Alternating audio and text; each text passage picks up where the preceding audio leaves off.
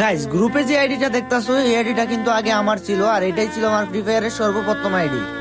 তো গাইস আমার আইডির কথা অনেক মনে পড়তেছিল, তারপর আমি রিকোয়েস্ট পাঠাই এন্ড ভাই আমার ফ্রেন্ড রিকোয়েস্ট অ্যাকসেপ্ট করে। সাকিব ভাই, আমি কিন্তু জানি এটা আপনার ফার্স্ট আইডি, আর আমি কিন্তু আপনার একজন সাবস্ক্রাইবার, সেই কারণে আমি আপনাকে একটা অফার দিব। তুমি অফার দিবা? কি অফার ভাই? ভাই আমি আপনার ভিডিও দেখি আপনি তো কালেকশন ভার্সেস এর কিং, তো আজকে যদি আপনি আমাকে কালেকশন ভার্সেস করে হারাইতে পারেন তাহলে আপনার শখের আইডিটা আমি আপনাকে গিফট করে দিব।